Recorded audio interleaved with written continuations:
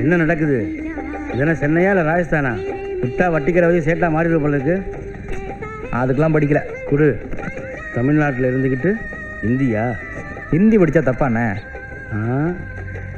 ஸ்கூலில் ஹிந்தி படிக்க சொன்னால் தாரை பூசி அழிப்பீங்க. ஹிந்திக்கார பொண்ணை லவ் பண்ணால் மட்டும் 30 நாளில் ஹிந்தி படிப்பீங்களோ? ஹிந்தியில் தாகூர் கவிதையெல்லாம் படிக்கணும்ண்ணே. அதுக்கு தான். தாகூரா? அவர் யார்? அவர் இந்தியாவிலேயே பெரிய கவிஞர். ஆமாம், தொல் திருமாவளவன் புக்கெல்லாம் படிச்சுக்கிறியா? முடிச்சிட்டியா? தொல்காப்பியர்ண்ணே. ஓ, தொல்காப்பியரா? இந்த கவிஞர் கம்பர், வாலி அவங்க புக்கெல்லாம் படிச்சிட்டியா? அதெல்லாம் முடிச்சாச்சு. எல்லா புக்கும் முடிச்சாச்சு. நாகூர் மட்டும்தான் பாக்கி. அது நாகூரில் தாகூர். தாகூரா? யாராக இருந்தால் நமக்கு என்ன தம்பி, கோவப்படாங்க. இப்போ 30 நாளில் மலையாளம் கற்றுக்கணும். எப்படி? ஏன்? எதுக்கு? எய்த்த வீட்டில் ஒரு சேச்சி வந்து அதுதான். என்ன கீழே சத்தம்?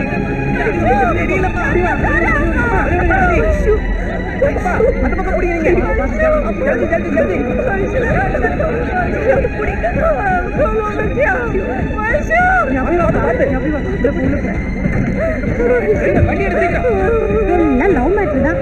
ஐயோ, வயிற்றுல வினைய கிணைய வாங்கிட்டு வந்துட்டாலோ என்னவோ.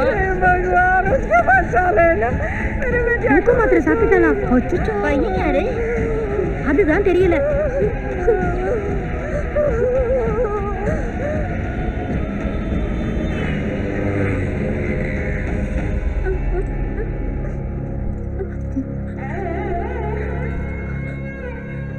அம்மா வேண்டாம்மா, பாப்பா கூட.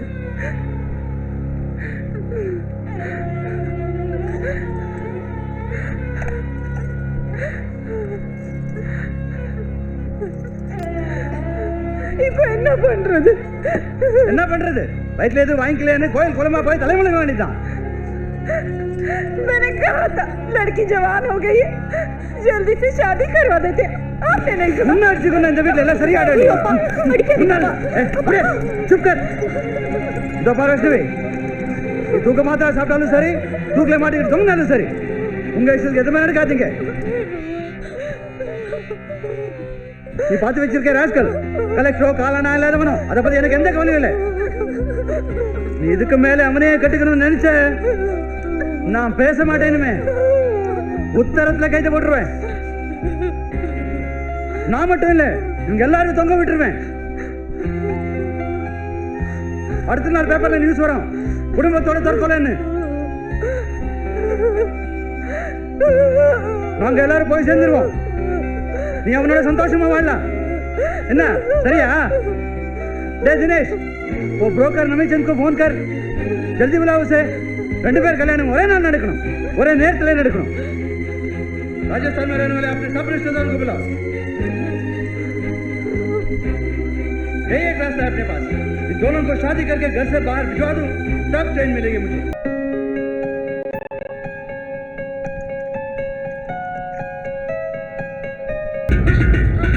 என்னாச்சு மீரா? என்னாச்சுங்கிறல்ல? நெருப்பு பட்டுச்சு.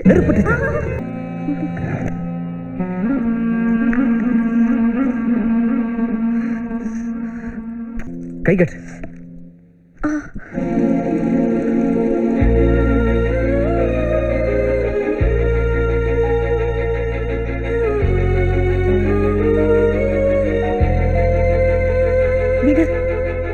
நானே தடவிக்கிறேன்.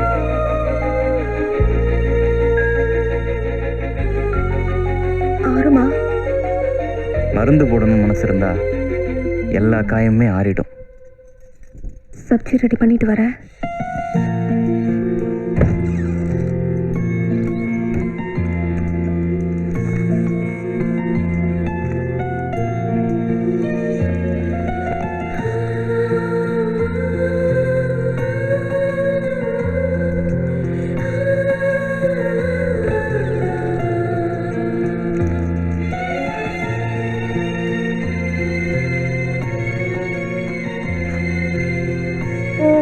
புத்தகமா? என்ன எழுதிட்டு இருக்க? Cell number. செல்லெல்லாம் வச்சிருக்கியா? பெரிய ஆளப்பா நீ.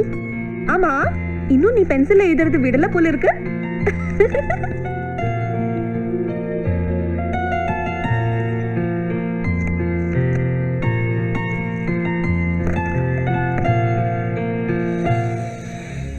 யாழி, கலை இலக்கிய பாசறை.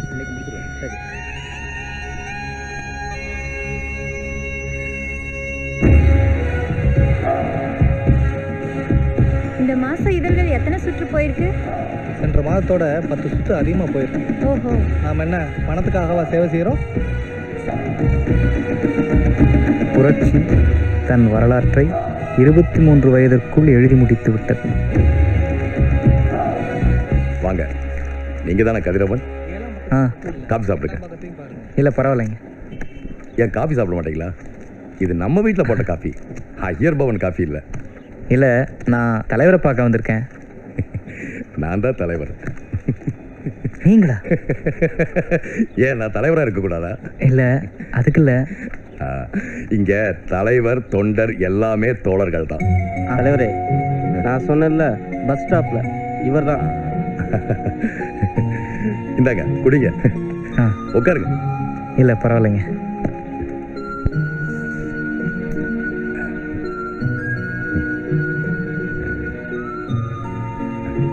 இவங்க கவிஞர் மல்லிகை, நம்ம பாசறையில் பயிற்சி பண்றவங்க. ம், இவர் பிரபல சோசலிஸ்ட், கூர்மையான சிந்தனைவாதி. ஒரு விஷயம் கேட்கணும். கேளுங்க. அது என்ன, பாசறை பத்திரிகைக்கு பேர் யாழி? எல்லா மிருகங்களையும் தான் நம்ம அரசியல் அமைப்புகளில் தத்தெடுத்துட்டாங்களே. சமூகத்துல பல தீயதை ஒழிக்கணுங்கிறதுக்காகவே புதிய நூற்றாண்டின் விலங்கா நாங்க யாழி அறிவிச்சிருக்கோம். பொருத்தமாக தாங்க இருக்கு. யாழி வித்தியாசமான ஈர்ப்பு. இது ஒரு பாசறை தான் தோழரே. உணர்வு பூர்வமா பணியாற்ற வர்றவங்களை உருவாக்குற பயிற்சி. ஏன்னா யுத்தம் வெகு தூரத்தில் இல்லை, நமக்குன்னு சொல்லிக்க நமக்காக ஒரு மக்கள், நமக்காக ஒரு தேசம், நமக்காக ஒரு பாடல். நம்ம பாட்ட முப்பாட்ட வாழ்ந்த வாழ்க்கையை நம்ம தொலைச்சாச்சு, அதை மீண்டும் மீட்டெடுக்கணும்.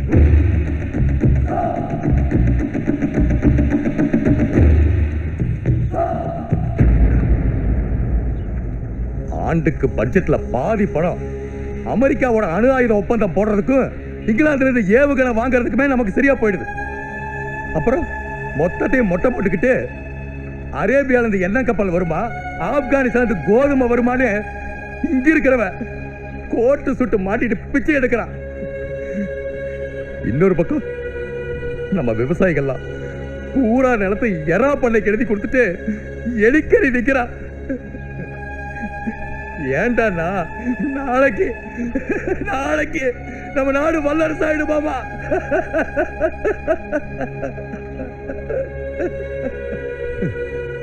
இன்னைக்கு எதுவுமே இல்லாம இலைய பிராண்டிக்கிட்டு இருக்கோம்.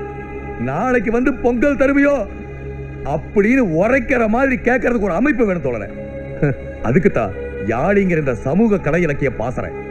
தலைவரை ப்ரூஃப் பாருங்க. கொடுப்பா. தலையங்கம்மா யார் எழுதுனது? நான் தான் தலைவரே. எழுதுனதா? சுதந்திரமா தந்திரமா? சுதந்திர தினத்தை பத்தி சிறப்பு கட்டுரை இல்லை இது? ஆமாம் தலைவரே. தலையங்க சூடா இல்லையே.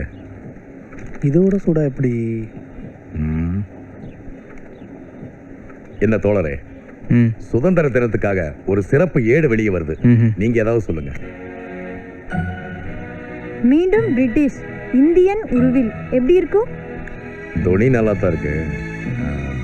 தலைவரே, பாரத மாதா பவனி பங்கு சந்தையில் கவனி எப்படி இருக்கு? சிரிக்கிற மாதிரி இருக்கு, சிந்திக்கிற மாதிரி வரணுமே. சார், இப்படி இருக்கலாமா? சொல்லுங்க. குண்டு துளைக்காத கூண்டில் நின்று குடியரசுத் தலைவர் சிறப்புரை. சுதந்திர இந்தியா. அருமையான தலையங்க. எப்படி இருக்கு பேரு? எப்படி இருக்கு? சரியான அடி. தமிழ்நாடே திரும்பி பார்க்குமோ? இந்தியாவே திரும்பி பார்க்கும். வார ஒரு கட்டுரை சும்மா சூடா இருக்கணும். எழுதுறீங்களா? கண்டிப்பா எழுதுறேன் சார். அருமை அருமை. மல்லிகை, எழுத்து ஒவ்வொன்று தெரிக்கணும் சொன்னாரு பேரறிவாளன். நீங்க திரைத்துறையில பாட்டு எழுத முயற்சி பண்றதா? நல்லா எழுதுங்க, நல்லதா எழுதுங்க. உழைக்கும் மக்களுடைய முதல் ஆயுதமே பாட்டுதான். கட்டுரை சிறப்பா வந்திருக்கு. தலைவரே. குடும்ப மல்லிகை இந்தாங்க தோழரே. இது ஒரு முன்படி 5000 ரூபாய் இருக்கு. தொடர்ந்து வாங்க, எழுதுங்க. சார் 5000 ரூபாயா? கடன் இல்ல, உங்க எழுத்துக்கு கூலியும் இல்ல, உங்க செலவுக்கு சின்ன உதவி, அவ்வளவுதான்.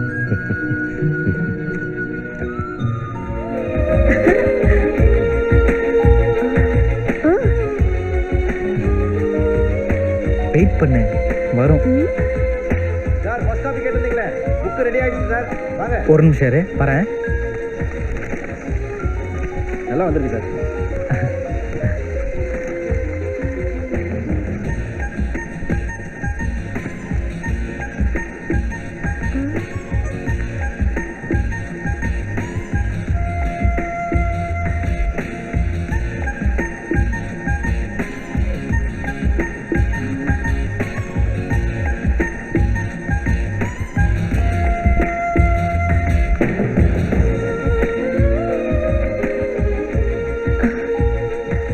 ஒவ்வொரு பூக்களுமே கவிஞன் கவிதை எழுதுவது அவசியம். ஒரு கவிதை கவிஞனையே எழுதியதே, அதுதான் அதிசயம். அன்புடன் கதிரவன். ரொம்ப சந்தோஷமா இருக்கு. தெரியும்.